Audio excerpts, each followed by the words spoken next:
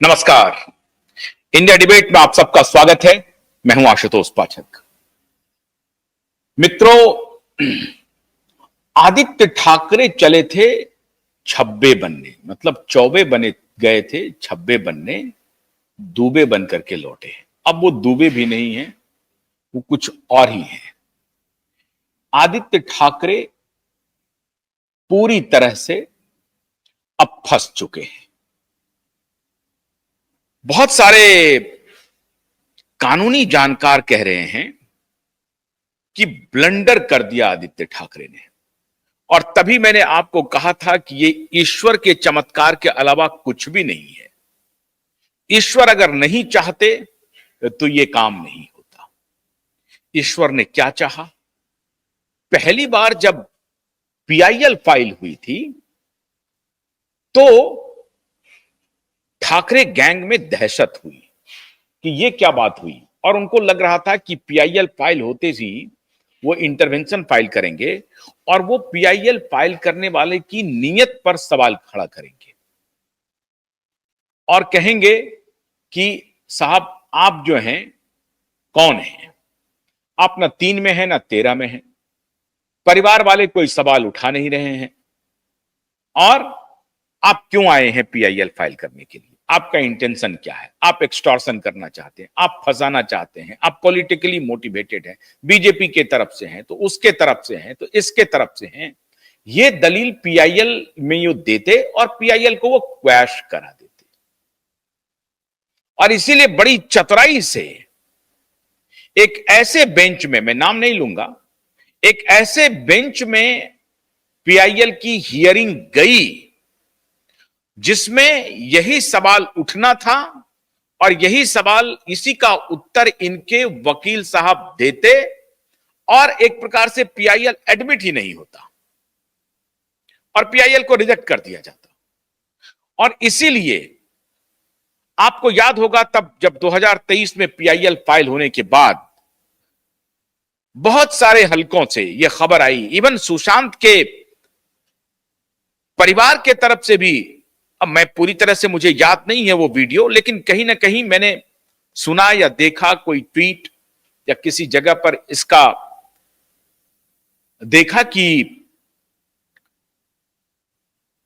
उनके परिवार वाले भी कह रहे हैं कि पीआईएल का एडमिशन होगा, देखा जाएगा। वकील साहब ने भी कहा उनके, अब देखते हैं कि पीआईएल का एडमिशन होता है या नहीं होता है, पीआईएल पर हियरिंग शुरू होती है या नहीं होती है। इन सारी बातों को लेकर के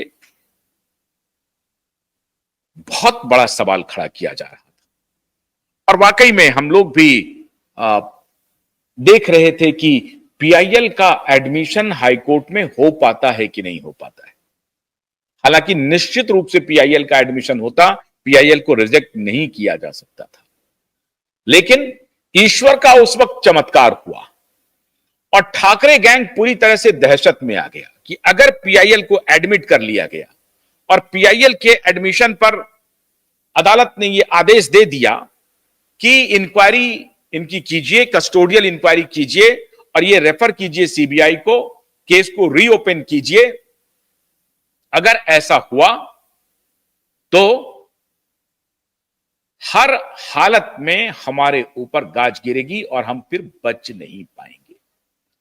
इसलिए पीआईएल को क्वैश करने के लिए ठाकरे ने इंटरवेंशन फाइल किया अदालत में, और इंटरवेंशन फाइल करते ही उनको लगा कि अब मेरा क्या होगा, अब हम क्या करेंगे।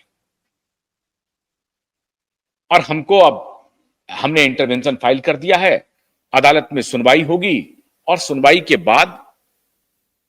के बाद अदालत फैसला देगी, और फैसला यही आएगा कि कस्टोडियल इंक्वायरी शुरू कीजिए। पहली बार ठाकरे पीआईएल फाइल होने के बाद अदालत की शरण में आए थे, और इस बात को अब 2 साल होने वाले हैं। 1.5 साल का वक्त बीत चुका है, 1.25 साल लगभग होने वाले हैं। पहली बार वो अपनी मान से निकले और पहली बार हम लोगों ने आदित्य ठाकरे को घुटने पर लाया। अब दूसरी बारी थी,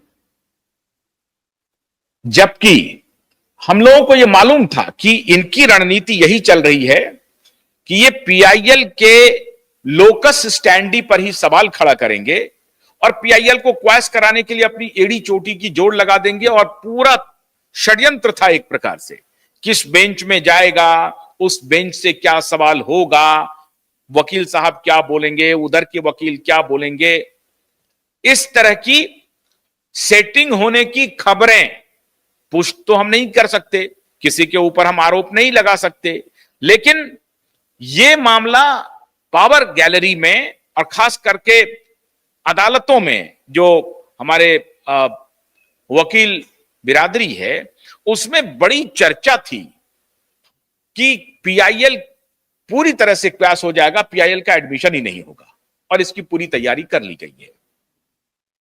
लेकिन हम लोगों ने तुरूप का पत्ता अपने पास रखा था। हमें मालूम था कि ये पीआईएल के साथ खेल करने वाले हैं, और खेल किया इन्होंने। 1.5 साल तक पीआईएल की सुनवाई नहीं हुई, होने नहीं दी। और मैं अब डंके की चोट पर यह कह सकता हूं कि पीआईएल की सुनवाई इन लोगों ने होने नहीं दी। और तब के चीफ जस्टिस के ऊपर यह काफी गंभीर आरोप हम लोगों ने लगाए थे कि उन्होंने 1.5 साल तक पीआईएल नहीं सुनी, वो पीआईएल जिसमें एक लड़की के साथ गैंगरेप और मर्डर का चार्ज है। नहीं किया, कुछ भी नहीं हुआ। तब फिर आखिर में हम लोगों ने अपने तुरूप के पत्ते का इस्तेमाल किया, और इस बार उनके बचने के लिए कोई रास्ता नहीं था।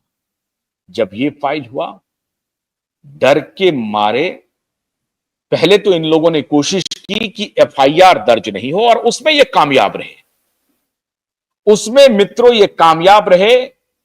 अदालत में इन लोगों ने पूरी सेटिंग करने की कोशिश की, और हमारे सूरमा ने एक याचिका लगाई, और उसमें उन्होंने कहा कि फलाने फलाने बेंच के पास यह सुनवाई नहीं होनी चाहिए, हम इस सुनवाई को दूसरे बेंच में ट्रांसफर करवाना चाहते हैं, कृपा करके ट्रांसफर कर दीजिए।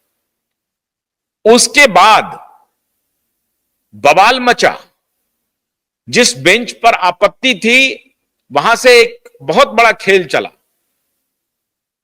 एडवोकेट नीलेश ओझा को इंप्लीकेट करने के लिए, एडवोकेट नीलेश ओझा को दबाने के लिए नोटिस भेजा गया, कंटेम्प्ट कोर्ट का नोटिस भेजा